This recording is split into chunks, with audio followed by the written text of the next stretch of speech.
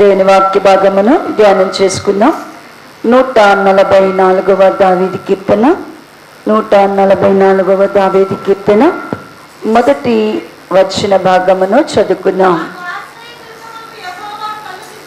నాకు ఆశ్రయదుర్గమగు యెహోవా సన్నిధింపబడును గాక.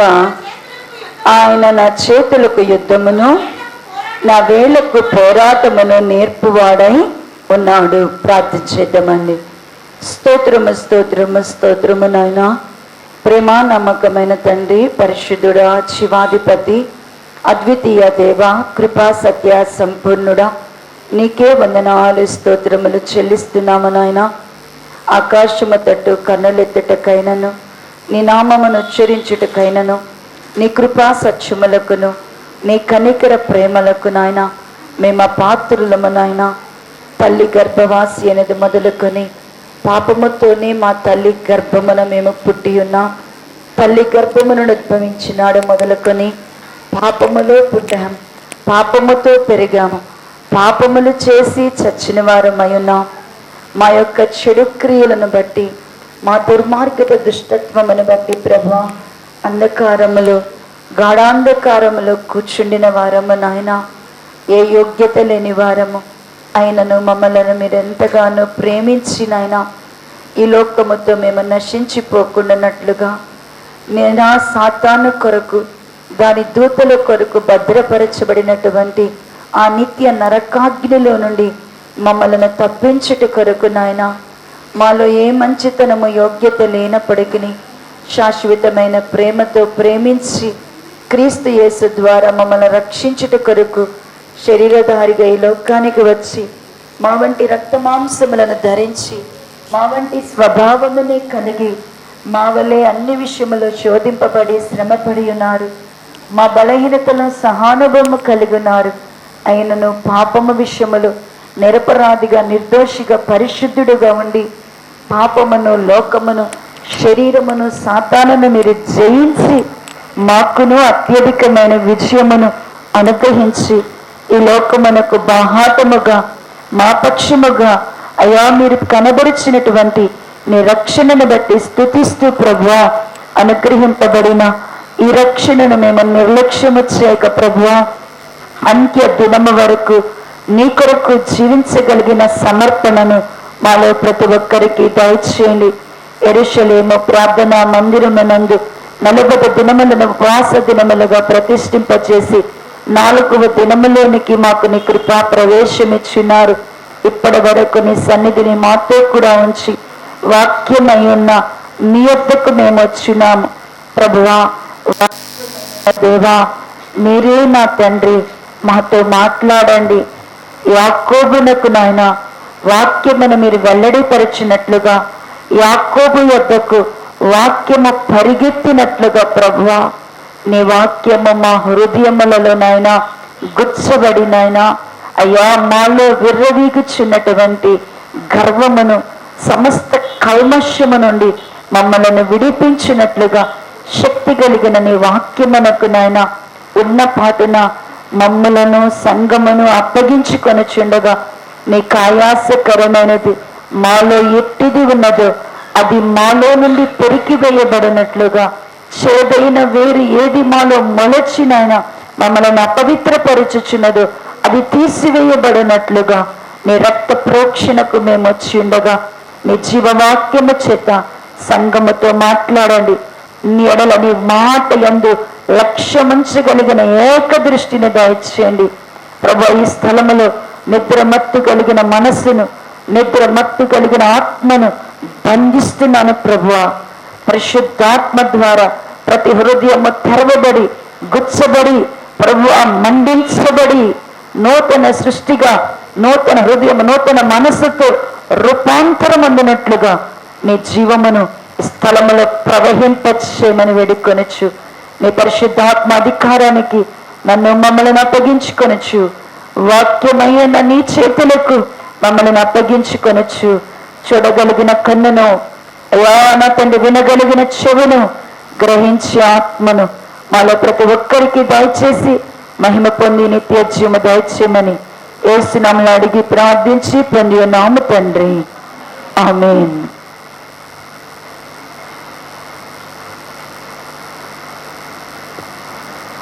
మరి ఒకసారి అందరికీ వందనాలండి. ఈ 144వ దావీదు కీర్తన మొదటి వచ్చిన భాగములో దావీదు గారు రాస్తున్నారు. తనను దేవుని దగ్గర నుంచి తాను ఏమి కోరుకుంటున్నాడో రాయబడి ఉన్నది. ఏమిటి తనకు కలిగినటువంటి ప్రతికూలమైన పరిస్థితుల మధ్య తనకి దేవుడు ఏమి నేర్పించాలని కోరుకుంటున్నాడు అంటే కనుక తన చేతులకు యుద్ధము చేయుట, తన వేళ్ళకి ఏం కావాలన్నా పోరాటము చేయుట దేవుడు తనకి నేర్పించాలని కోరుకుంటున్నాడు. దేవుని బిడలమైన మనలను గూర్చి దేవుని వాక్యము ఏమని సాక్ష్యం ఇస్తుందంటే, మనము క్రీస్తుతో కూడా మంచి సైనికులము. మనకొక పిలుపు ఉంది. మనము విశ్వాసులము మాత్రమే కాదు, పరిశుద్ధులము మాత్రమే కాదు, లేకపోతే సంఘ సభ్యులము మాత్రమే కాదు. మనం ఎవరము అంటే కనుక క్రీస్తుతో కూడా సైనికులము. మనము సైనికులముగా కూడా ప్రభు యొక్క మన భక్తిలో మనము సైనికులముగా కూడా పనిచేయాలి.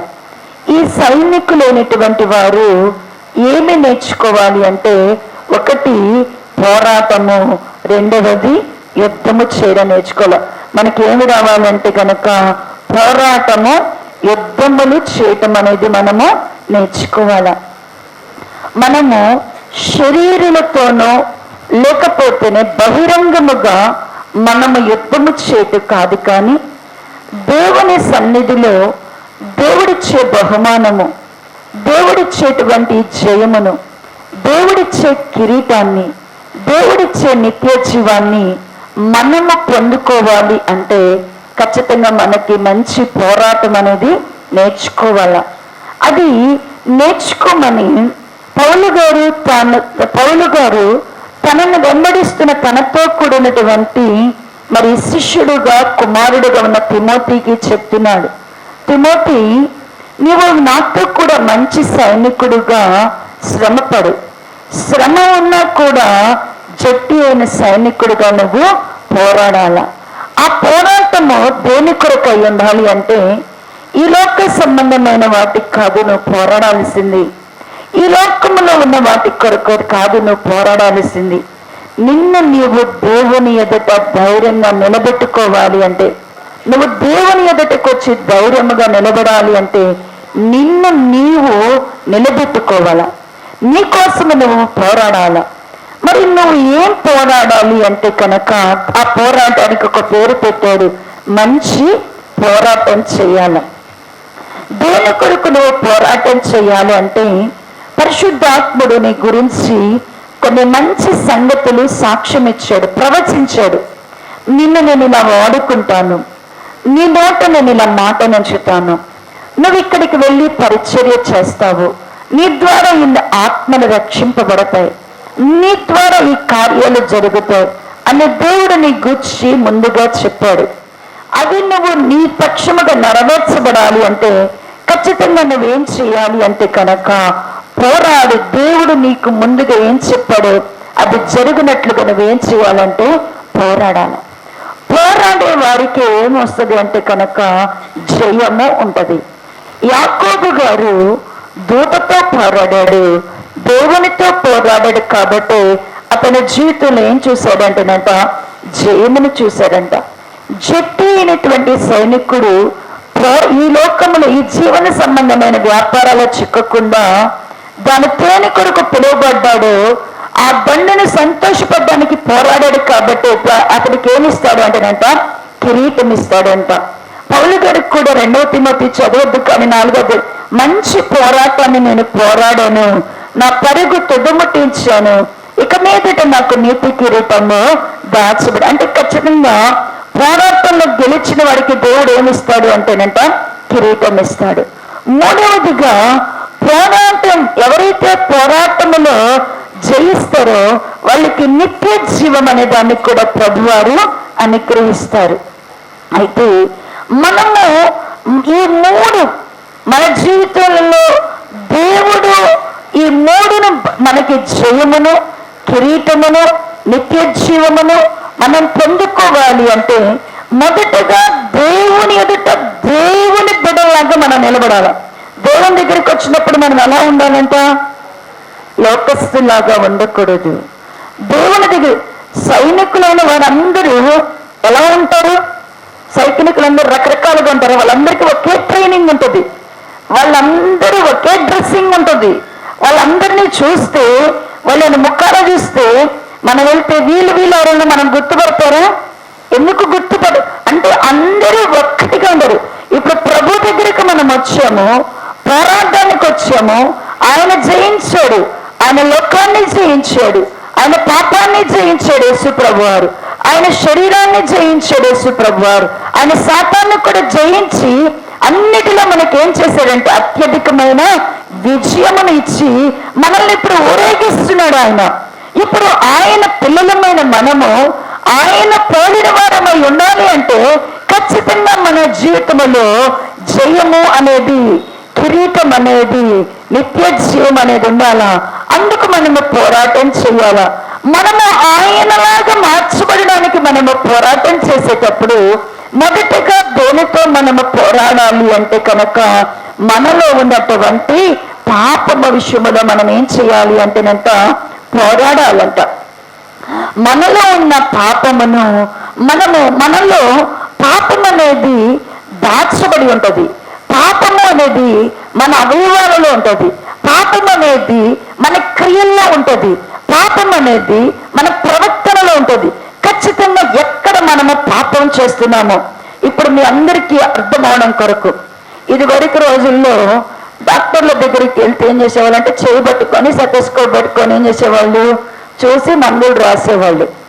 ఇప్పుడు కాలంలో ఏం చేస్తున్నారు అంటే గనక జ్వరం పోతే కూడా మొత్తం అసలు ఈ జ్వరం ఏంటి, దీని సంగతి ఏంటి అని మొత్తం బ్లడ్ టెస్ట్లన్నీ రాస్తున్నారు. అంటే ఏంటి, ఇప్పుడు ఏ జ్వరం అని డాక్టర్ చెప్పడు నీకు, ఆయనకు అర్థమైనా కూడా చెప్పడు. ఏం చేయాలా, నువ్వు పరీక్ష చేసి నువ్వు తేల్చుకొని ఇది నీకు వచ్చిందని నువ్వు తీసుకురావాలి.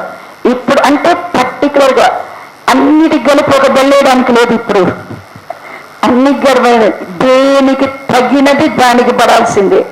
ఇప్పుడు మనలో ఉన్న పాపాన్ని కూడా ప్రభు అలా స్కానింగ్ చేస్తున్నాడు. మనల్ని కూడా ప్రభు ఇప్పుడు ఏం చేస్తున్నాడంటే, ఊరకనే నీలో పాపం ఉంది అంటే మనం ఏంటంటే నేట నాలో పాపం ఉందంటే పాపిని క్షమించు అంటున్నాం. కాదు సుమా, నీలో పాపం ఎక్కడుందో తెలుసుకోవాలా. నీలో ఉన్న పాపము నిన్ను ఎక్కడ పతనం చేస్తుందో తెలుసుకోవాలా. ఏ పాపం వల్ల నువ్వు జయం పొందట్లేదు, ఏ పాపము దేవునికి నీకు అడ్డుగా వచ్చేస్తుందో, ఏ పాపము వలన దేవుని ముఖ నీకు కనబెట్టలేదు, ఏ పాపం వల్ల దేవుని యొక్క ఆశీర్వాదాన్ని, దేవుని యొక్క సన్నిధిని నువ్వు పోగొట్టుకున్నావు, ఆ పాపమును నువ్వు తెలుసుకున్నట్లుగా, ఆ పాపముతో నువ్వు పోరాడినట్లుగా నీలో ఉన్న పాపమును గురించి దేవుడు ఏం చేస్తున్నాడంటే నీతో ఒప్పింప చేయడానికి, అసహ్యత నీలో పుట్టించడానికి మాట్లాడుతున్నాడు. పాపముతో పోరాడి మనలో ఉన్న పాపము నుండి మనం ఏం చేయాలంట, విమోచింపబడాల. మనలో ఉన్న పాపము నుండి మనం ఏం చేయాలంటే విడుదల పొందాలా, ఆయన రక్తంలో కడగబడి పరిశుద్ధపరచబడాలి.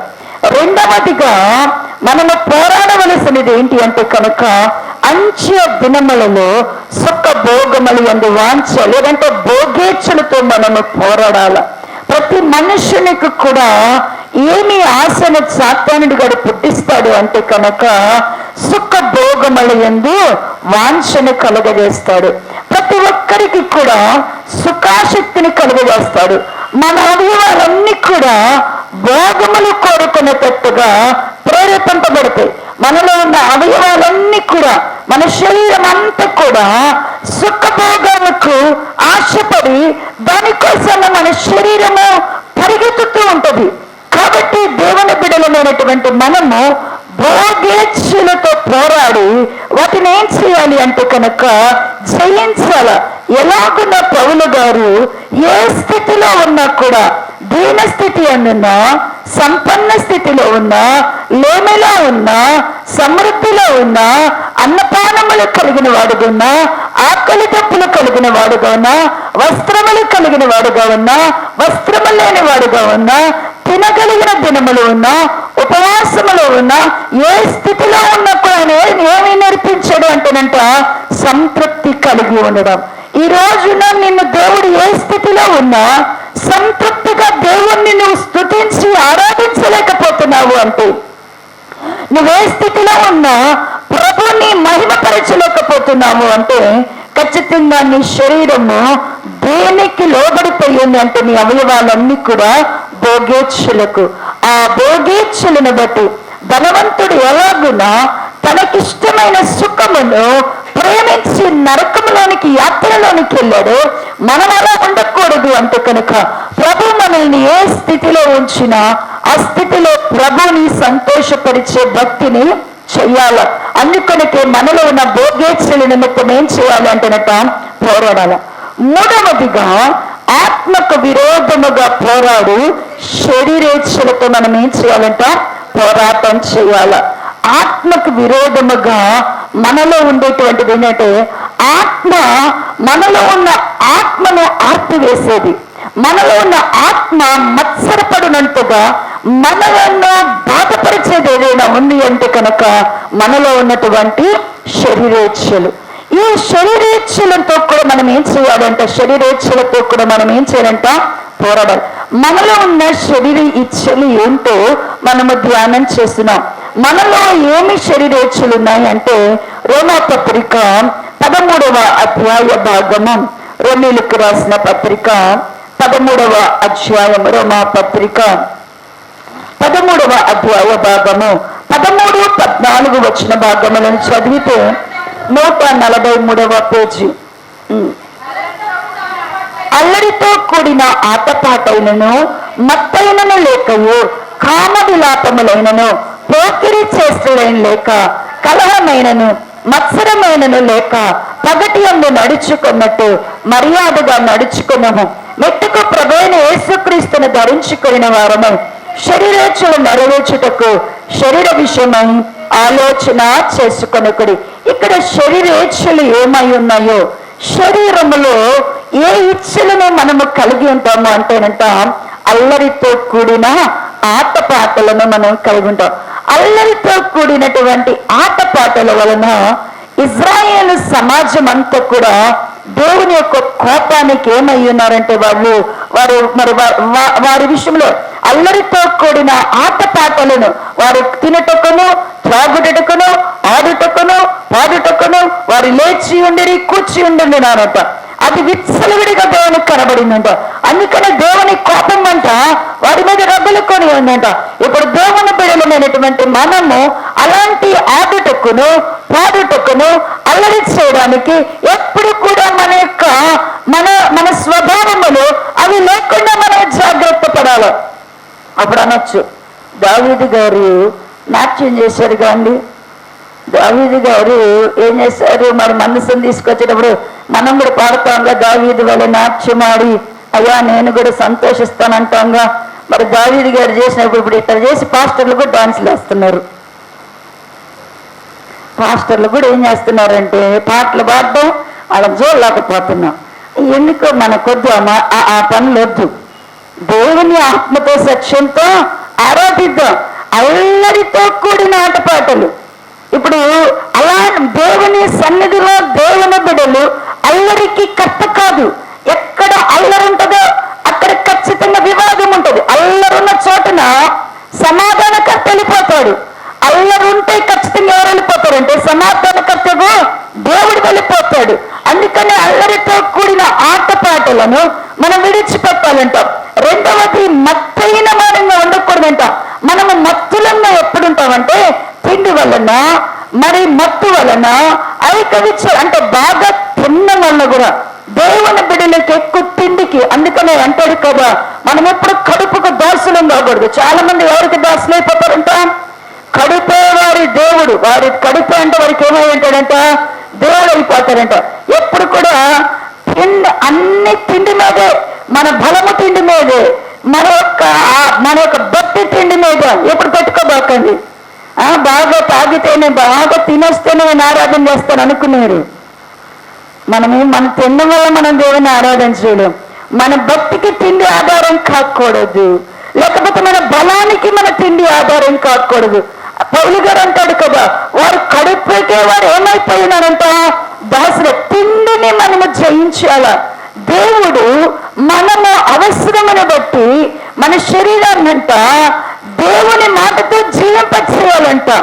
కేవలం నా తిండి మీదే, నా యొక్క భక్తి తిండి మీదే నా బలము ఆధారపడింది అనుకుంటే కనుక ఖచ్చితంగా దేవుని సన్నిధిలో మనం ఎలా మార్చబడతామంటే మత్తులంగా చేయబడతాం.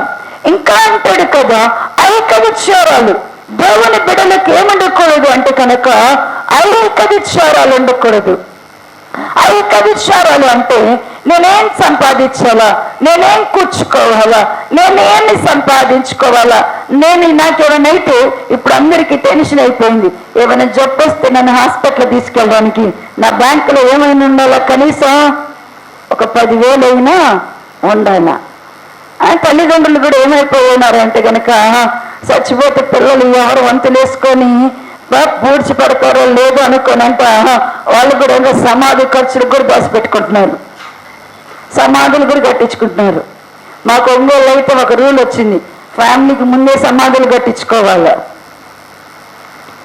మా నాన్న కట్టించి పెట్టాడు, మా నాన్నకి మా అమ్మకి ఇద్దరు కట్టించుకున్నారు. ఇక ఏం లేదు, పెడితే మొన్న అంటున్నారు మేమేమైనా పోతేనమ్మా మీకేమీ ఖర్చు లేదమ్మా అన్నీ తీసి పెట్టారు. మమ్మల్ని తీసుకెళ్ళి దాంట్లో పెట్టడమే, అది పైకి లేపడం పెట్టడమే. ప్రియులారా, ఎందుకు ఐక విచారాలు? ఇంతకు నేను అన్నాను, సమాధిలోకి అయితే తీసుకెళ్తావు, మరి పరలోకానికి వెళ్తావా నరకానికి వెళ్తావా, ఇంతకు ఎక్కడికి వెళ్తున్నావు నాన్న అన్న. అంత పెద్ద మాటలు మాట్లాడబాకమ్మ, నేనేదో చెప్పాను కానీ అంటున్నాను. గురువు ఎక్కడుండాలా? చచ్చిపోయిన తర్వాత మన దేహాన్ని పూడ్చిపెడితేమి, కాల్చిపెడితే ఏమి, కుళ్ళిపోతేనేమి. చాలా మంది దేహాలు ఏం కనుమరుగైపోయినాయి అంట. చాలా మంది భక్తుల దేహాలనంట చాలా మంది మిషనరీస్ ప్రథమ కాలంలో సువార్త సేవ చేసే వాళ్ళనంట ఒకవేళ వాళ్ళు బ్రతుకుంటే వాళ్ళ యొక్క సవాళ్ళ ద్వారా పరిచర్య జరిగిద్దేమో అని. వాళ్ళ సవాలు ఎందుకు? ఎలీషా గారు చనిపోయారు, ఒక గుహలో పెట్టారు. ఎలీషా గారు చనిపోయిన తర్వాత ఒక గుహలో పెట్టేశారు. యెరూషలేములో యూదులు ఏం చేస్తారంటే వాళ్ళు గుహల్లో పెడతారు, గుహలో పెట్టారు. ఆయన అస్థిపంజరం అయిపోయాడు ఎలీషా గారు. ఆ తర్వాత ఇజ్రాయేలుకి యుద్ధం జరుగుతూ ఉంటే ఆ యుద్ధంలో ఇద్దరు సైనికులు చచ్చిపోయారంట. ఇద్దరు చచ్చిపోతే వాళ్ళిద్దరిని పట్టుకొచ్చేసి ఆ గుహలో పెట్టేశారంట. చచ్చిపోయిన వాళ్ళు కదా, తీసుకెళ్లిన తర్వాత యుద్ధం అంతా అయిపోయిన తర్వాత సమాధి చేద్దాంలే అనుకొని ఎలీషా గారు చనిపోయిన గుహలో తెచ్చి పెడితే ఆ గుహలో చచ్చిపోయిన సైనికులు ఇద్దరంట ఆ ఎండిపోయినటువంటి ఎముకలను తాకగానే, ఎలీషా గారు ఎముకలు తాకగానే వాళ్ళిద్దరు బ్రతికి సజీవులైపోయారంట. మన విశ్వాసి దేవుని చేత ఏర్పరచబడిన వాళ్ళు బ్రతికినా చచ్చిన వాళ్ళలో ఏముంటదంటే కనుక జీవం ఉంటుంది. అందుకని ఆది కాలంలోనంట క్రైస్తవులను వారి ఎముకలకు కూడా దొరకకూడదని, వాళ్ళ ఎముకలకు కూడా దొరకకూడదనంట. వాళ్ళనంట ఏం చేసేవాళ్ళంటే వాళ్ళ ఎముకలను కూడా నూర్చి పొడి వేసి వాళ్ళని ఎక్కడో సముద్రాలు వేసి వచ్చేవాళ్ళంట తీసుకెళ్ళి. ఎందుకు అంటే కనుక వాళ్ళ ఎముకల్లో కూడా హిట్లర్ గారంట ఆయన చేసింది ఇదేనంట. ఆయన కింద అగాధాలను తవ్వించి మన భక్తికి పరలోకంలో మనం పెద్ద పెద్ద కిరీటాలు కోరుకోబాకండి, మనకేం ఉండవాడు పరలోకంలో ఇంత పెద్ద ఉండవు. వాళ్ళు చేశారు. యూదులైనటువంటి వారినంట చెరపట్టి హిట్లర్ గారంట పెద్ద పెద్ద టన్నెల్స్ అగాధంలో అండర్ గ్రౌండ్స్ తవ్వించి అక్కడ అంతస్తులు కట్టి అక్కడ యూదులైనటువంటి వారు, జర్మనీలో ఉన్నటువంటి యూదులైన వారినంట వేల మందిని ఒక్కొక్క గదిలో వేసి ఒక్కొక్క కాలానికి, ఒక వారానికి, ఒక నెలకి 1,00,000 మందిని పంపించేవాడంట. కిందకి పంపించి టియర్ గ్యాస్ అనేది వదిలేవాడంట. వాళ్ళకంట ఆక్సిజన్ పాడు చేసేటువంటి టియర్ గ్యాస్ అంటారంట. అంటే మనం పీల్చుకునేటువంటి ఆక్సిజన్ ని పాడు చేసి కార్బన్ డైఆక్సైడ్ గా మార్చేటువంటి ఆ టియర్ గ్యాస్ ని వారి మీద వదిలితేంటేనంట అలాగంట తిండి లేక నీళ్లు లేక ఆ భయంకరమైన గ్యాస్ను వాళ్ళు పీల్చుకొని ఊపిరాడక వాళ్ళ ఒక్కళ్ళ కళ్ళ ముందు ఒక్కళ్ళు పిట్టల్లాగా అస్థి పంజరాల్లాగా అయిపోయి చనిపోతుంటేనంట. అలాంట ఒక్కొక్క ఈ మధ్య కాలంలో తవ్వకాలు వేస్తేనంట ఒక టన్నెల్లోంచి అంట 1,20,000 మంది అస్థి పంజరాలు బయటకు వచ్చినాయంట, తలకాయలు పుర్రెలు. అంటే ప్రియులారా, మనమేమో ఏం ఆలోచిస్తుంటాం? దేవుని దగ్గరికి దేవుడు మనకి సమయం ఇస్తే ఏం తినాలా, ఏం తాగాలా, ఏం సంపాదించుకోవాలా, ఏం కూర్చుకోవాలా, ఇలాంటి మనసు మనకుంటే దేవుని సన్నిధిలో మనం ఎలా ఉంటామంటే మత్తులుగా ఉంటామంట. ఇంకా అంటున్నాడు కదా, కామ విలాపములు. దేవుని బిడలలో ఏముండకూడదు అంటే కనుక కామ విలాపములు ఉండకూడదు, కామాతృత ఉండకూడదు, కామ చేష్టలు ఉండకూడదు. అవి ఏదైతే శాపముగా అదాము ద్వారా అవ్వ ద్వారా వచ్చినదో ఆ శాపము నుండి మనం ఏం చేయబడాలా? విడిపింపబడాలా. దేవుడు దేని కొరకు మనల్ని పిలిచాడంటాం? పరిశుద్ధులొకటి కొరకే దేవుడు మనలను పిలిచాడు. ఈ దేహము యొక్క ఘనత కొరకే దేవుడు ఏం చేశాడంట? మనల్ని ఈ దేహము దేవుని ఘనపరచుట కొరకే దేవుడు మనల్ని ఏం చేశాడంటేనంట పిలిచాడు. అది దేవుని చిత్తమై ఉన్నదంట. పరిశుద్ధతలో నుండి ఈ దేహములో గనక కామాతురత ఉంటే, కామ విలాపములు గనక ఉంటే, ఈ కామాతురత ఈ కామ విలాపముల వలనే అభిషిక్తులు కూడా ఏమైపోయారు అంటే కనుక పడిపోయారు. అభిషిక్తులు కూడా ఎక్కడ? ఈ కామ విలాపముల వలన, ఈ కామాతురత వలనే సంసోను గారు ఏం చేశారు? దెలీలా చేతిలో చిక్కి బోడిగుండైపోయి దాగోను గుడిలో ఏమైపోయాడంటే గనక తన ప్రాణాన్నే పోగొట్టుకున్నాడు. మహాజ్ఞాని అయినటువంటి సొలొమోను కూడా ఈ కామాతృతను జయించలేకపోవడానికి దేవుడు చెప్పాడంటే సొలొమోను అన్య స్త్రీలను పెళ్లి చేసుకోబాక అబ్బాయి, అన్య స్త్రీలను అప్పుడు పెళ్లి చేసుకోబాక, వాళ్ళు నీ హృదయాన్ని వాళ్ళ దేవతల తట్టు ఖచ్చితంగా తిప్పుతారు అంటే ఆయన అనుకున్నాడంట, నేను మహాజ్ఞానిని, ఎవరన్నా వచ్చి నా కంట్రోల్లో ఉండాల్సిందే కానీ నేను వాళ్ళ కంట్రోల్లోకి వెళ్తానా అనుకున్నాడంట. పెళ్లి చేసేసుకున్నాడు, ఐగుప్తురాల్ని పెళ్లి చేసుకున్నాడు. ఆ తర్వాత ఎంతో మందిని, 800 మందిని, ఒక్కళ్ళ కాదు ఎంతమందిని పెళ్లి చేసుకొని ఒకళ్ళ తర్వాత ఒకళ్ళని ప్రేమించి పెళ్లిళ్ళు చేసుకొని చివరికంట ఆయన యొక్క బలము క్షీణించినప్పుడు, ఆయన ఓపిక తగ్గుతున్నప్పుడంట వాళ్ళంట అతని హృదయమునంట అన్య దేవతల తట్టు త్రిప్పి ఆ దేవతలకు సాగిలపడి విగ్రహారాధన చేసేటట్టు చేశారంట. అందుకని దేవుని బిడ్డలు ఖచ్చితంగా కామ విలాపములను కూడా ఏం చేయాలా? జయించాలా. కామ వికారములు ఏమైనా ఉంటే కనుక ప్రభు సన్నిధిలో ప్రార్థన చేసుకోవాలా. చెడ్డవారిని మరి దేవుని యొక్క సన్నిధిలోనికి వచ్చిన తర్వాత దేవుని బిడ్డలు పరిశుద్ధతను కోరుకోవాలా. భార్య భర్తల మధ్య ఉన్న సంబంధము పవిత్రమైనది, అది నిష్కలంకమైనదిగా ఉండాల. అంతకు మించి ఏ విధమైనటువంటి కామాభిలాష ఉన్నా మనలో ఉన్న శరీరేచ్ఛను బట్టంట మనము దేవుని సన్నిధిలో ఓడిపోతాము. అందుకని దానిని కూడా మనం ఏం చేయాలంటేనంట జయించాల. ఇంకా అంటున్నాడు కదా, కామ విలాపములను గురించి మాట్లాడుతున్నారు. పోకిరి చేష్టలు కూడా దేవుని బిడ్డలు చేయకూడదు. పోకిరి చేష్టలు అంటే ఏదో బస్ స్టాండ్ లో చదువుకొని పిల్లలు, పని పాటలు లేనటువంటి కుర్రోళ్ళు ఇతరులను కదిలించడమే మనమేమనుకుంటామంటే కనుక పోకిరిగాళ్ళు, పోకిరి చేస్తున్నాడు, విజిల్స్ చేస్తున్నాడు, బండ్లు పట్టుకొని మా అమ్మాయిలు వెనక తిరుగుతున్నాడు, ఓకని అటు చూస్తున్నాడు, ఇటు చూస్తున్నాడు, వీడేమైపోతాడో అనుకుంటుంటారు ఆడపిల్లలు తల్లిదండ్రులు. పోకిరి వాళ్ళు అంటారు. పోకిరితనం అంటే వాక్యం వినేటప్పుడు మనం ఒకరిని దేవుని చిత్తము చేయకుండా ఒకరిని మనం ఆటంకపరిచామా, డిస్టర్బెన్స్ చేసామా, ఖచ్చితంగా అది దేవుని దృష్టికి ఏంటి అంటే కనుక పోకిరి పని.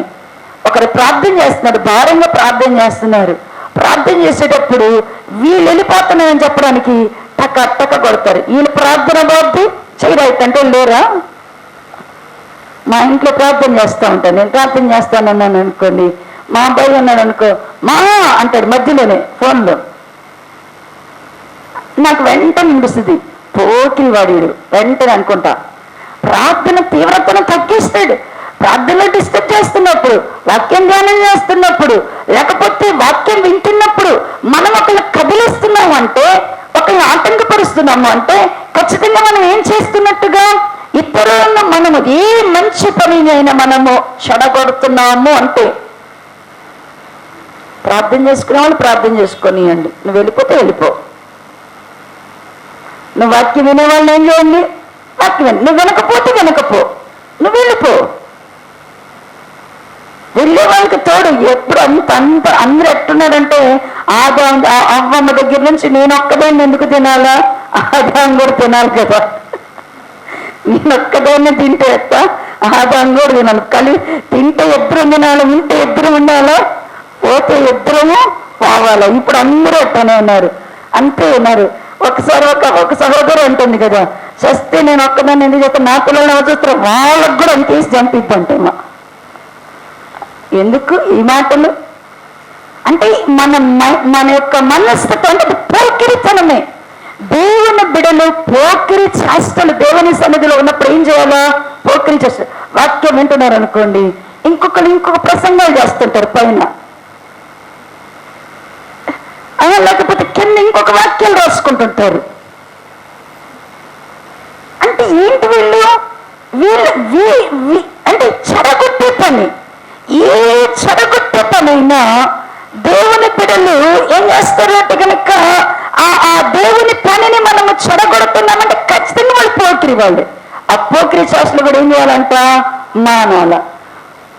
ఇక్కడ ఇంకా తర్వాత అంటున్నాడు కదా, కలహములు ఏముండకూడదంట? కలహం. కలహానికి కేంద్రం ఏంటి అంటే గనక కోపం. కలహాలు ఎప్పుడు వస్తాయి? కోపం ఉంటే కలహం ఎప్పుడు వస్తుంది? గొడవలు ఎప్పుడు జరుగుతాయి? ఎక్కడ కోపం ఉంటే అక్కడ కలహం ఉంటుంది. దేవుని బిడ్డలు కోపాన్ని జయిస్తే కలహాన్ని మానుతారు, ఇంకా వివాదాలను మానుతారు, దూషణలు మారుతారు, బూతులు కూడా మారుతారు. కోపం ఉంది అంటే కోపంతో పాటున దూషణ ఉంటుంది, క్రోధం ఉంటుంది, కోపంతో పాటు ఆగ్రహం వస్తుంది, బూతులు వస్తాయి. ఆ కోపం వల్ల, ఆ కోపంలో ఏం చేస్తామో కూడా, కోపం వలన ఏం చేస్తామో కూడా క్షణానికి ఏముండదంట, తెలియదంట. దేవుడు కయ్యూనుతో మాట్లాడుతున్నాడు. కయ్యూనులో కూడా ఏముందంటేనంట, మొట్టమొదట తల్లి గర్భమును పుట్టిన కుమారుడు ఎవరైనా ఉన్నాడు అంటే ఎవరంటే, భూమి మీదకి పుట్టిన మొదటి కుమారుడు ఎవరు అంటే కనుక కయ్యూను. శరీరమును రక్త మాంసములో కలిగిన కుమారుడు ఎవరు అంటే కయ్యూను. కయ్యూనులో ఏముంది అంటేనంట, ఆయనలో కోపం ఉందంట. దేవుడు తన అర్పణను అంగీకరించలేదు, తన సహోదరుని యొక్క అర్పణను అంగీకరించడాన్ని బట్టి కోపనంగాని దేవుడు అడుగుతున్నాడు, కయ్యూనా నీకు కోపమేలా? దేవుడు మొట్టమొదటి నుంచి ప్రేమ కంటే మొదట ప్రారంభమైంది ఏంటి అంటే గనక, మనుషులు మొట్టమొదట ప్రారంభమైంది ఏంటంటే, మొదటి మానవుడి నుంచి ప్రారంభమైంది ఏంటి? ప్రేమ ప్రారంభం అవ్వాల. ఏం ప్రారంభమైందంట? కోపమే ప్రారంభమైంది. దేవుడు ప్రశ్నించినది కూడా ఏంటంటే కనుక, కయ్యూను నీకు కోపమేలా? ఇప్పుడు క్రీస్తు యొక్క రక్తము చేత కడగబడిన మనలో కోపాన్ని మనం జయిస్తున్నామా? కోపాన్ని జయిస్తే కలహాన్ని జయిస్తాం. మరి దేవుడు కయ్యూనుతో పాటు ఇంకొక వ్యక్తిని కూడా కోపాన్ని గురించి అడిగాడు, ప్రశ్నించాడు. ఎవరు చెప్పండి? కొంచెం ప్రశ్నలు. కోపాన్ని గురించి మాట్లాడుతూ చూడండి, యోనా గ్రంథము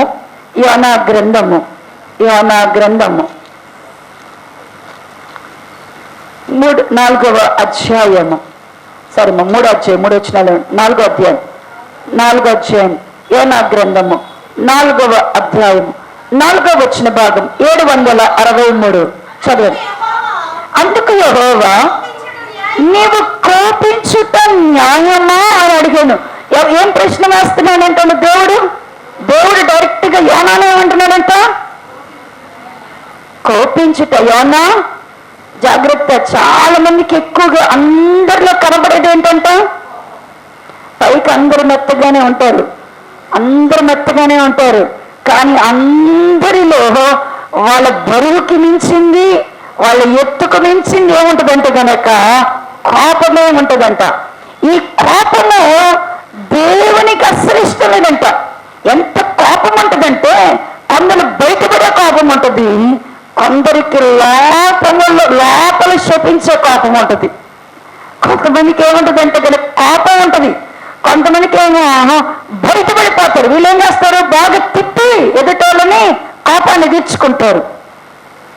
కొందరు లోపల పెట్టుకొని కోపాన్ని ఏం చేస్తారు అంటే గనక ఈ కోపంతో వీళ్ళెప్పుడు నాశనం అవుతారా, వీళ్ళెప్పుడు పాడైపోతారా, వీళ్ళ యొక్క అంతా నేను ఎప్పుడు చూస్తానా అని కాసుకుంటారు. ఎక్కడ కోపం లోపల పెట్టుకున్నా బయటికి పెట్టుకున్నా కోపం అనేది మాత్రము విడిచిపెట్టాల్సినదే. కోపాన్ని, ఆగ్రహాన్ని. నాకు కోపం వచ్చిందంటే, ఎందుకు కోపం వచ్చిందంటే నినివే ప్రజలంట, ఇజ్రాయేల్ ప్రజలు యుద్ధంలో ఓడిపోతేనంట వీళ్ళు ఇంత బాగా తపాసులు కాచుకోనంట బాగా పండుగ చేసుకుంటున్నాడంట.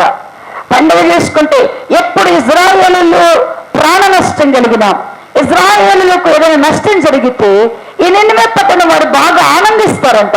కాబట్టి వీళ్ళు ఎగతాళి చేస్తారంట ఇజ్రాయేల్ నుంచి వచ్చి. అందుకని ఈ యోనా ఎప్పుడు కూడా ఈ నినివే పట్టణానికి వచ్చేసాడు. ప్రభువా, వారు మమ్మల్ని ఎగతాళి చేస్తున్నారు, వాళ్ళు మమ్మల్ని అపహాస్యం చేస్తున్నారు, వాళ్ళు మా కీడు కోరుకుంటున్నారు, మమ్మల్ని పడగొట్టడానికి త్రోవలను, శత్రువుకి మార్గాన్ని ఇస్తున్నారు ప్రభువా, వారు నాశనం అయిపోవాలని ప్రార్థన చేసేవాడంట. దేవుడంట ఆయన వాళ్ళు నాశనం అయిపోవాలని ప్రార్థన చేస్తే నువ్వు ఏమంటాడు కదా, నువ్వు ఆ ఊరికి వెళ్ళి ఆ నినివే పట్టణానికి వెళ్ళి వాళ్ళకి సువార్త ప్రకటించు, వాళ్ళకి రక్షణ ప్రకటించు. ఇదిగో 40 దినములలో దేవుడు ఈ పట్టణం మీదకి తీర్పు తీర్చిపోతున్నాడు, మీరందరూ కూడా నశించిపోతున్నారని నువ్వే పోయి చెప్పురా అంటే యోనాకు డౌట్ వచ్చిందంట. ఏం డౌట్ వచ్చింది అంటే గనక, ఏంటి నేను వాళ్ళు నాశనం అవ్వాలా, నా శత్రువు పతనం అయిపోవాలని నేను ప్రార్థన చేస్తుంటే దేవుడు పతనం అవుతాడని నన్నే చెప్పమంటున్నాడు. పతనం అయిపోతారు, 40 రోజులు పతనం అవుతారని నన్నే పోయి చెప్పమంటున్నారు అనుకున్నానంట. నేను గనక వెళ్ళి దేవుడు మిమ్మల్ని నాశనం చేయబోతున్నాడు, మీ దుర్మార్గతను బట్టి, మీ దుష్టత్వాన్ని బట్టి, మీ చెడుతలను బట్టి, మీ అపహాస్యమును బట్టి, మీ వెక్కిరింతలను బట్టి దేవుడు మిమ్మల్ని నాశనం చేయబోతున్నాడు. నేను గనక పోయి చెప్పి మీరు మారండి, మళ్ళీ చెప్పి నన్ను నాశనం అయిపోతున్నాను, మీరు మారండి అని చెప్తే ఖచ్చితంగా వాళ్ళు ఏమవుతారంటే మారిపోతారు. వాళ్ళు మారితే దేవుడు వారిని క్షమిస్తాడు. ఆ పని జరగకుండా ఉండాలి అంటే ఖచ్చితంగా నేనేం చేయాలి అంటే కనుక ఈ మాట చెప్పకూడదు, ఈ 40 రోజులు నేను ఎక్కడికైనా పారిపోవాలి, ఈ 40 రోజులు ఈ నాశనం అయిపోయేదాకా నాయన కోపం, ఏం కోపం అంటే ఏమవ్వాలి, ఏ విధం చేతనే ఇశ్రాయేలీయులను బాధించినటువంటి నినివే పట్టణము నాశనం అయిపోవాలా, వారు పాడైపోవాలా, వారు భూమి మీద ఉండకుండా చేయబడాలా, ఆ పట్టణము మరుగు చేయబడాలనుకుంటాడు. కానీ దేవుడు ఆ పట్టణానికి వెళ్ళనప్పుడు దేవుని మాటను ధిక్కరించి తర్షీషుకు వెళ్ళిపోదాం అనుకున్నాడు. మరి తుఫానులో చిక్కుబడ్డాడు, చేప కడుపులోనికి వెళ్ళాడు.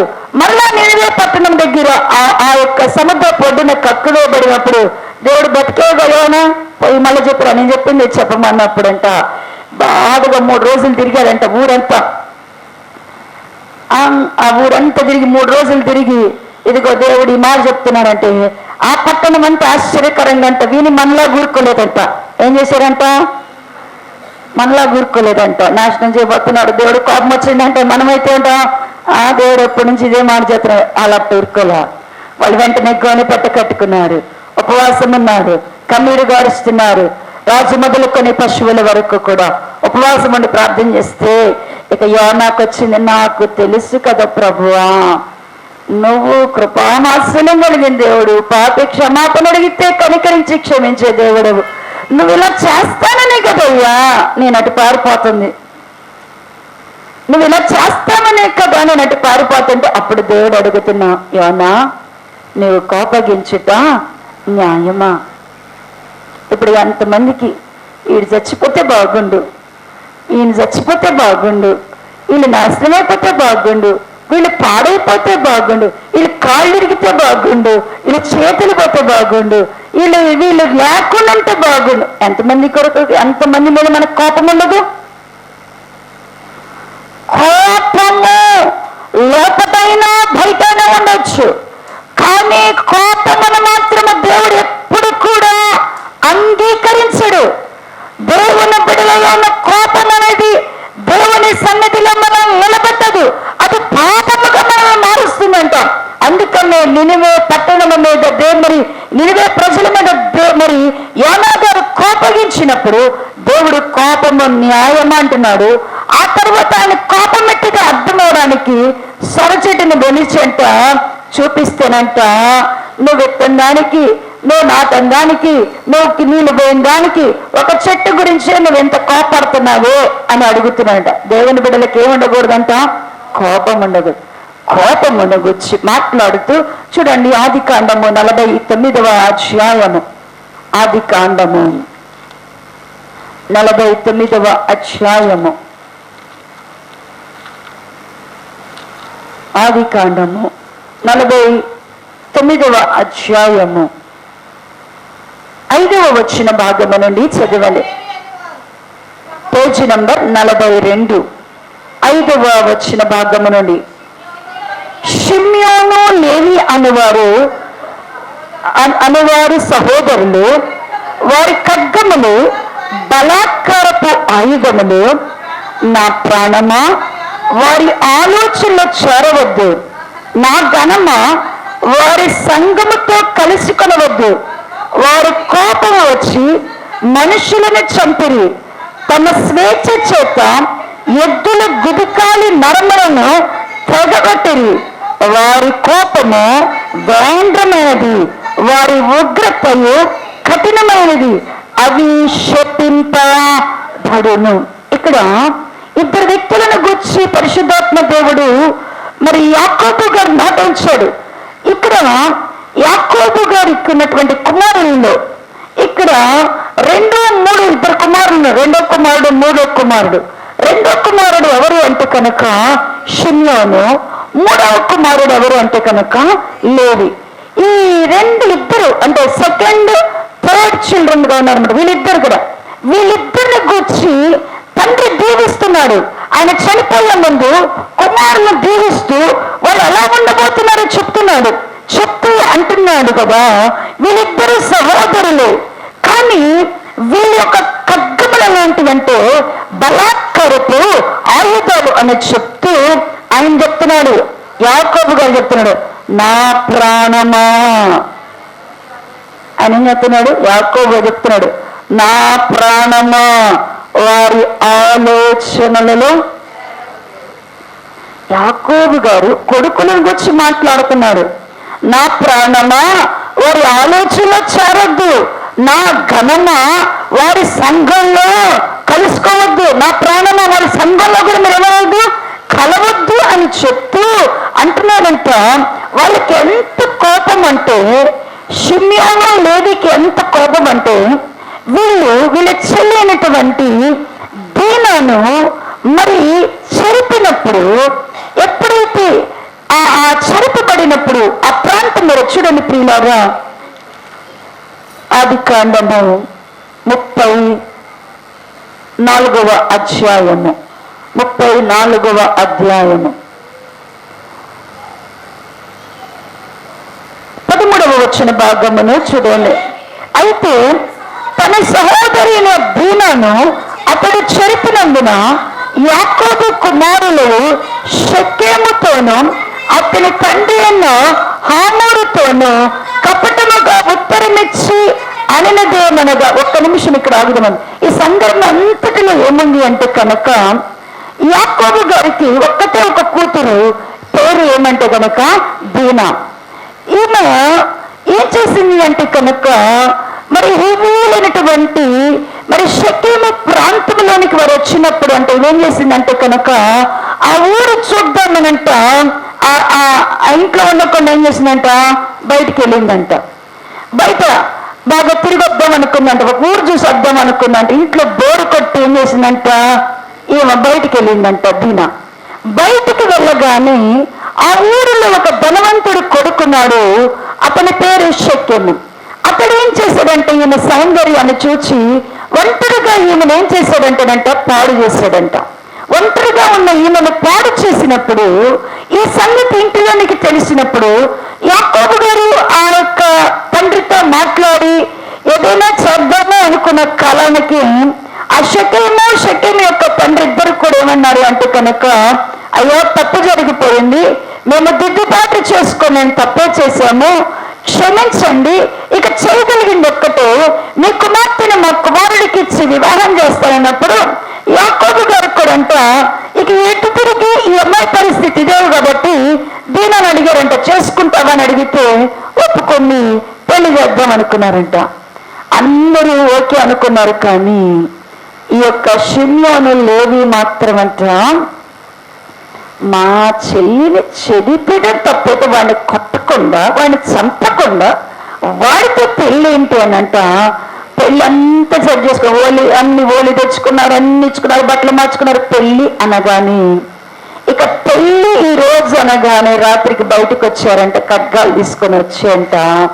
వీళ్ళంతా ఆ షెకెమును అతని ఇంటిని అతని బంధువులు పెళ్లికి వచ్చిన వాళ్ళందరినీ కూడా చంపేశారంట. చంపిన వాళ్ళందరినీ చంపిన ఆ ఊర్లో ఎంతమందిని చంపారు, కోపం తీరకంట ఆ ఊర్లో వాళ్ళకున్నటువంటి వాళ్ళు తెచ్చిన ఎద్దులు ఉంటేనంట కోపం మనుషులు చచ్చిపోయారు, అందరూ అయిపోయారు. ఇంకా కోపం తీరకంట ఎవరి మీద చూపిస్తున్నారు అంటేనంట ఎద్దుల యొక్క గుదికాలి నరాలనంట కొట్టేశారంట. కొట్టి ఇదంతా యాకోబు గారికి ఉదయం లేసే తల్లికి, కుమారులారా ఏంటి మీరు చేసే పని అంటే, ఊరుకోనానా పాడు చేసిన అత్త కొత్త కట్ట చేస్తాం, వాడి నుంచి పెళ్లి చేస్తాం అన్నారు. అంటే అప్పటికైతే యాకోబు గారు కుమారులను చూసి మీ చేసిన పని చాలా తప్పని చెప్పాడు. కానీ ఇది జ్ఞాపకం, దేవుని దగ్గరకు వచ్చే తల్లికి, తండ్రి ఇదిగో నీ కుమారులు దీవించు, ఇదిగో నీ కుమారులు దేవుడు అన్నాడు కదా, ఇదిగో నీ కుమారులు భవిష్యత్ కాలంలో ఎలా ఉండబోతున్నారు, వారి మీద నువ్వు హస్తము చాపి దీవించు అన్నప్పుడంట పరిశుద్ధాత్మ దేవుడు ఈ షిమ్యోను లేవి దగ్గరకు వచ్చే తనకు అంటున్నారు కదా, నా ప్రాణమా నా ఘనమా వారితో కలవద్దు అంటూ అన్నాడు కదా. వాళ్ళ యొక్క కోపము మహావేంద్రమైనదంట. వాళ్ళ కోపం ఎలాంటిదంటే అండి, వేంద్రమైన కోపం కలిగిందంట. ఈ కోపానికంట తాళగలిగిన వారు లేరు. ఈ కోపం అనేది సమాజం అన్నాడు కదా, ఇజ్రాయేలులో యాకోబులకు 12 మంది కొడుకులైతే ఆ 12 కొడుకులకు వారి సంతానాన్ని చెప్తున్నారు, మీరు ఎక్కడ ఉన్నా ఏ ప్రాంతంలో ఉన్నా వీళ్ళతో మాత్రం కలవద్దు, మీరు ఎవరితో మాత్రం కలవద్దు అన్నాడు, షిమ్యోను లేవితో మాత్రము కలవద్దు. ఎందుకంటే వాళ్ళల్లో ఏముంది అంటే ఆనాడు కయ్యోనులో ఏ కోపం ఉన్నదో, కయ్యోనులో ఏ కోపం ఉంది, ఆ కోపం ఏం చేసింది, ఎవరిని చంపేసింది, తమ్ముడైన హేబేలుని చంపేసింది.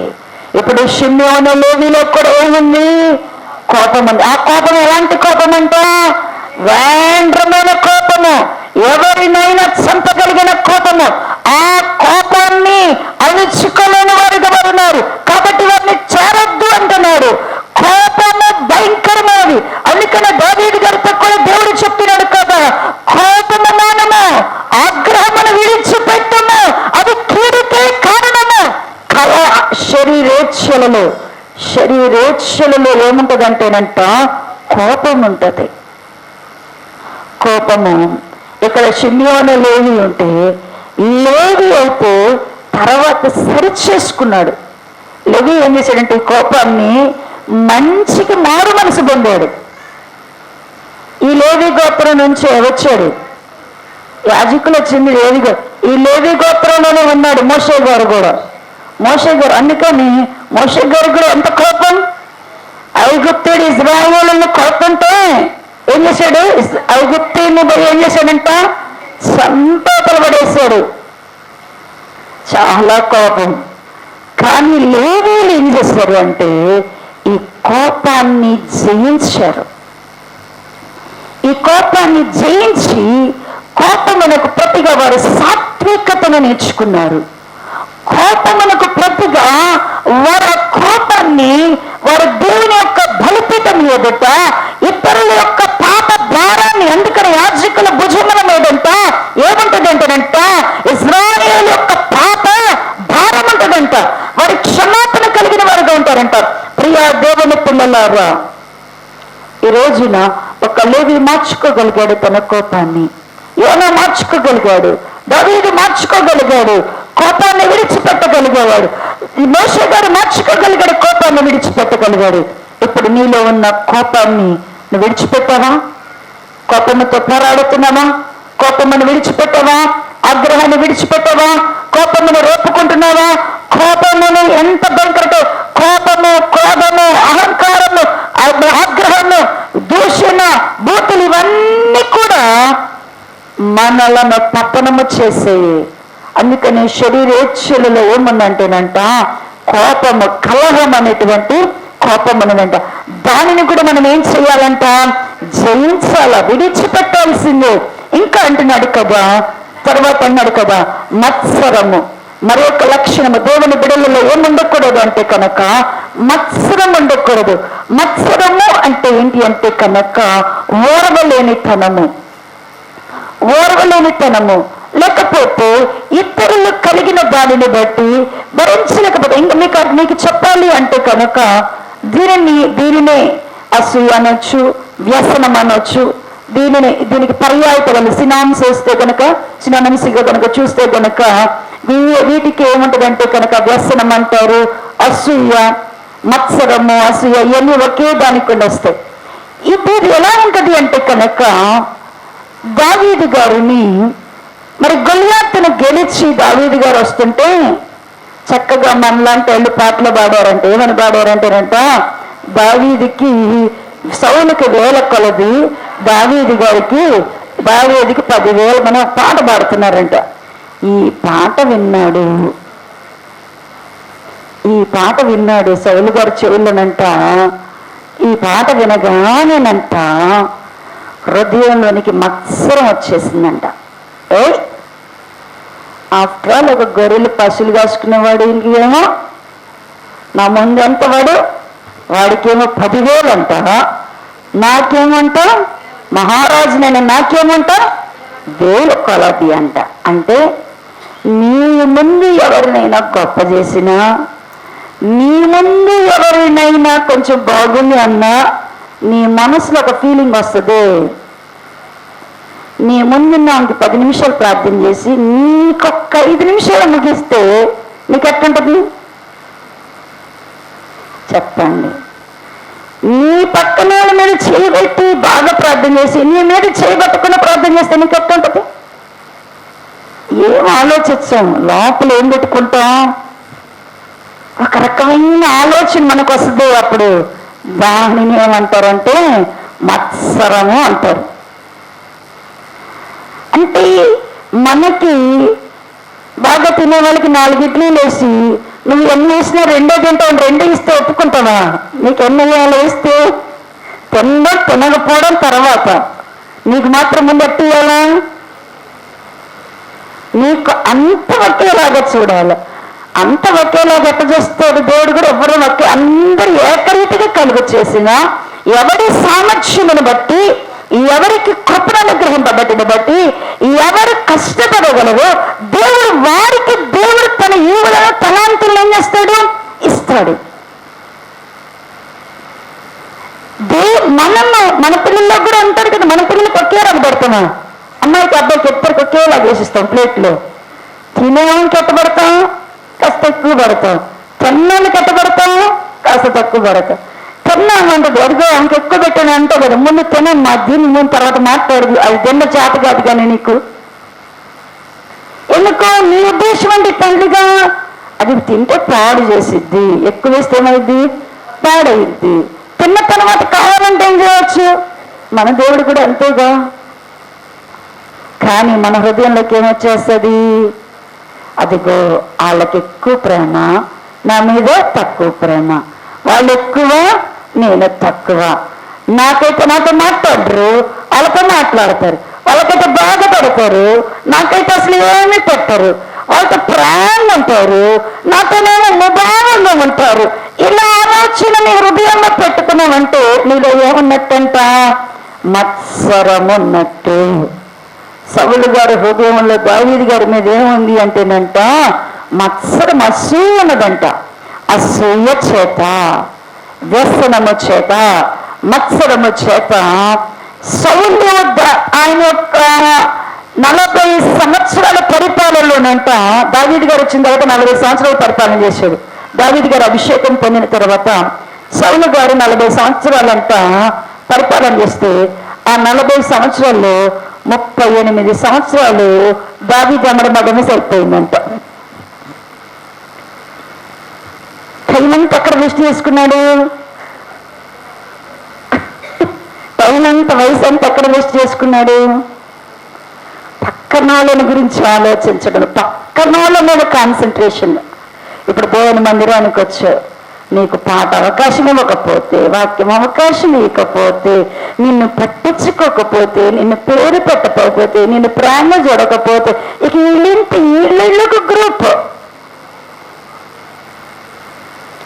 ఇలాంటి మనస్సు మనలో ఉంటే మనలో ఏమన్నట్టంట? మత్సరం ఉందంట. ఈ మత్సరాన్ని మనం ఏం చేయాలా? జయించాలా? మనము ఒక్కరిని గుచ్చి మన ముందు ఒకరు గొప్ప అవ్వచ్చు, మనం తక్కువ అవ్వచ్చు, మనం హెచ్చింపబడవచ్చు, మనము తగ్గించబడవచ్చు, మనకు ఆధిక్యత ఉండొచ్చు, ఆధిక్యత ఉండకపోవచ్చు. కానీ దేవుడు ఎవరిని దేని కొరకు నియమించారో అది చేయడానికి మాత్రం దేవుడు వారికి ఏం చేస్తాడంటారంట? సామర్థ్యాన్ని ఇస్తాడు. ఎవరు చేసే పని వాళ్ళే చేస్తారు, అంతే కదండి. ఎవరు ఏ పని చేయగలరో ఆ పని వాళ్ళే చేస్తారు. వాళ్ళు చేసినప్పుడే దానికి ఫలభరితంగా ఉంటుంది. నువ్వేం బాధపడవు, నీకున్న పనుల్లో ఏంటంటే కనుక దేవునికి ఇచ్చిన సమయాన్ని దేవుళ్ళు ఆనందించు, ప్రేమ కలిగి ఉండు, ఇతరులను గణపరచు, ఇతరులను హెచ్చించు, ఇతరుల కొరకు ప్రార్థించు. మత్సరమును పట్టుకున్నావా? మత్సరము అనే దాన్ని కనుక చంపకపోతే, వ్యసనము అనే దాన్ని కనుక విసర్జించకపోతే ఖచ్చితంగా ఆ శరీర క్రియ అనేది, ఆ శరీరేచ్ఛ అనేది మనలో నా ఆత్మకి ఎలా ఉంటుందంటే కనుక అభ్యంతరం ఉంటుంది. కాబట్టి అంట మత్సరముతో కూడా మనం ఏం చేయాలి అంటారంట? పోరాడాలంట. తర్వాత ఇది చూస్తే కనుక ఇంకేమమ్మా? పగటి చాలండి అంతవరకు. అల్లరితో కూడిన ఆటపాటలైనను, మత్తైన లేకయు, కామ విలాపమైనను, పోకై చేష్ట లేక, కలహమైన, మత్సరమైన లేక అంటున్నాడు. ఇవి శరీరేచ్ఛలు. ఈ శరీరేచ్ఛలను ఖచ్చితంగా మనం ఏం చేయాలి అంటేనంట, ఈ శరీరేచ్ఛలతో మనం ఏం చేయాలంట? మనలోనే ఉంటాయి. ఇవి బయట వారిలో ఎక్కడుంటాయంట? మనలో ఉన్న ఈ శరీరేచ్ఛలతో పోరాడాలంట. గలతీ పత్రిక 6వ అధ్యాయము, గలతీ పత్రిక 6వ అధ్యాయము 8వ వచన భాగము, పేజీ నంబర్ 172వ పేజీ. ఏమనగా తన శరీరేచ్ఛలను బట్టి విత్తువాడు తన శరీరము నుండి క్షయమగ్గు పంటను కోయును, ఆత్మను బట్టి విత్తువాడు ఆత్మ నుండి నిత్య జీవమైన పంటను కోయును అంటున్నాడు. తన శరీరేచ్ఛలను బట్టి విత్తువాడు. శరీరేచ్ఛలను కనుక మనం విత్తాము అంటే కనుక మనలో అల్లరితో కూడిన ఆటపాటలను, మత్తును, లేకపోతే కోపము, కలహమును, అల్లరి మరి పోకిరి చేష్టలను, కామ విలాప చేష్టలను మనము కనుక విడిచిపెట్టకపోతే, అవిని గనక మనము విత్తుతున్నాము అంటే ఖచ్చితంగా మనం ఏ పంటకు వస్తామంట? క్షయమైన పంటనే కోస్తాం. మనం ఏ పంటకు వస్తామంట? అందుకనే ప్రియులారా, ఉపవాసం ఉంటున్నాం, ప్రభు సన్నిధిలోనికి వెళ్ళి నిలబడాలా. మనమందరము సిగ్గుపడనక్కరలేని ముఖములతో ఎలా ఉండాలంట? సిగ్గుపడనక్కర్లేని వారంగా ధైర్యము గాని సన్నిధిలో ఏం చేయాలంట? నిలబడవలసిన వారము. ధైర్యముగా ఆయన సన్నిధిలో, ఆయన పోలికలు, ఆయన పక్షముగా మనం నిలబడాలి అంటే కనుక ఖచ్చితంగా ఆత్మకు విరోధముగా పోరాడాలి. ఆత్మకు విరోధముగా పోరాడుచున్నటువంటి శరీరేచ్ఛలతో మనము పోరాడి మనలో ఉన్న శరీరేచ్ఛలను ఏం చేయాలి అంటే కనుక విసర్జించి, ఆ శరీరేచ్ఛలైనటువంటి పంట మనలో మొలవకుండా, శరీరేచ్ఛలైనటువంటి ఆ పంట మనము విత్తుకొనకుండా మనము ఆత్మను బట్టి నడుచుకునే వారముగా ఉండాలా. అప్పుడు మాత్రమే మనము అంటే పాపముతో పోరాడాలా, భోగేచ్ఛలతో పోరాడాలా, శరీరేచ్ఛలతో మనం ఏం చేయాలా, పోరాడాలా. వీటితో పోరాడి మనము దేవుని సన్నిధిలో ఏం పొందుకోవాలి అంటే కనుక జయమును పొందుకోవాలా. ఇదొక్క మాటను చూపించి ప్రార్థనలోకి వెళ్ళిపోదా. చూడండి ప్రియులారా, తిమోతికి రాసినటువంటి పత్రిక, మొదటి తిమోతికి రాసిన పత్రిక 6వ అధ్యాయము 12వ వచన భాగము, 193వ పేజీ, 193వ పేజీ. విశ్వాస సంబంధమైన మంచి పోరాడము, నిత్య జీవమును చేపట్టము, దాని పొందుటకు నీవు పిలువబడి అనేక సాక్షుల ఎదుట మంచి ఒప్పుకుంటుంది. ఇంకా దేంతో ఇంకేం పోరాడాలంటే అండి, ఇంకే పోరాటం ఉందంటే మనకి నిత్య జీవము కావాలి అంటే మనం ఇంకా దేనికి ఏం పోరాడాలంట? విశ్వాస సంబంధమైన పోరాటం.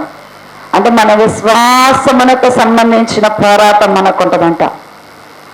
ఏముంటుందంట? మనకి విశ్వాసమునకు సంబంధించిన పోరాటం మనకుందంట. విశ్వాసం ఎలాంటిదంటే ఐసుగడ్డ లాంటిది. మనకు అర్థమయ్యే భాషలో విశ్వాసం ఎలాంటిదంటే గట్టి ఐసుగడ్డ లాంటిది. వాక్యం ఉన్నంతసేపు, సంఘంలో ఉన్నంతసేపు అట్టుంటదంటే బాగా మంచి గడ్డలాగా ఉంటుంది మనలో. బయటికి వెళ్ళే కొన్ని ఏమైపోతుంటుందంటే, కొంచెం ఎండలో కూడా వెళ్ళే కొన్ని ఏమైపోతుంటుందంటే కరిగిపోతుంటది. వీటికన్నా విశ్వాసం అనేది బాగా బంగారు అమూల్యమైన విశ్వాసం అయితేనంట శుద్ధ సువర్ణం కంటే గొప్పదంట. మన విశ్వాసం ఎట్లాంటిదంటే ఐసుగడ్డ లాంటి విశ్వాసం. అందుకనే పౌలు గారు అంటాడు కదా, విశ్వాస సంబంధమైన మంచి పోరాడు. విశ్వాసం ఎప్పటికెప్పుడు కరిగిపోతా ఉంటుంది మనలో. మనకు తెలియదు ఇది. విశ్వాసాన్ని చాలాసార్లు మనం పోగొట్టుకుంటాం, ఇది తెలియదు మనకి. విశ్వాసంలో చాలాసార్లు బలహీనమైపోతాం, అది తెలియదు మనకి. కానీ మనలో ఏమని అనుకుంటుంటాం? విశ్వాసం ఉంది అనుకుంటాం, విశ్వాసం ఉంది అని భ్రమపడుతుంటాం. విశ్వాస సంబంధం ఎందుకు అంటే కనుక అంత్య దినములలో లూకాసు వార్త 18వ అధ్యాయ భాగము, లూకాసు వార్త 18వ అధ్యాయ భాగము 8వ వచన భాగమును చదవండి. ఆయన వారికి త్వరగా న్యాయము తీర్చును, వారి విషయమే కదా ఆయన దీర్ఘశాంతము చెప్పుచున్నాడని నీతో చెప్పుచున్నాను. ఆయనను మనుష్య కుమారుడు వచ్చినప్పుడు ఆయన భూమి మీద విశ్వాసమును కనుగొనున. యేసుక్రీస్తు ప్రభువారు భూమి మీదకి వచ్చినప్పుడంట ఏది తక్కువగా, ఏది కనుమరుగైపోతుంది అంటేనంట, ఏం కనబరిగేద్దంట? మనుష్య కుమారుడు భూమి మీదకి వచ్చినప్పుడు ఆయన విశ్వాసమును కనుగొనున్న. అంటే కనుగొనున్నా అని ఒక ప్రశ్న వేశాడంటే దాని అర్థం ఏంటి అంటే, అమ్మ నీకు బుద్ధి ఉందా అంటే అర్థం ఏంటి? ఏం లేనట్టు బుద్ధున్నా ఏమో అంటారా? అసలు నీకు బుద్ధి ఉందా, జ్ఞానం ఉందా అంటారు. నీకు అసలు తెలివి ఉందా, ఇంత తిక్కడని ఉంది అంటారు. తర్వాత ముందు తెలివి ఉందా అంటే ఏంటి? నీ దగ్గర ఏమి లేనట్టు, నీ దగ్గర తెలివే లేదు కాబట్టి అన్నాడు. ఇప్పుడు విశ్వాసం ఉందా కనుగొన్నా అంటే ఏమి లేనట్టు. ఆయన వచ్చే టైంకి ఏం వద్దంట, అందుకని అన్నాను ఐసుగడ్డ లాంటిది మన విశ్వాసం. ఐసుగడ్డలాగా ఉంటుందంట. వాక్యం విన్నంతసేపు ఎట్టుంటామంటే బిగుసుకుపోయి ఉంటాం అనమాట. ఇంక ఇప్పుడేం వచ్చినా పర్వాలేదు అంటాం. ఒక్కసారి బయటికి వెళితే ఒక్కొక్క పరిస్థితికి మన విశ్వాసం ఏమైపోతుంది అంటే కరిగి చల్లారిపోతా ఉంటది. ఎలా మన విశ్వాసం అనేది ఎలా ఉండాలా? మన విశ్వాసములో నుంచి ఎలా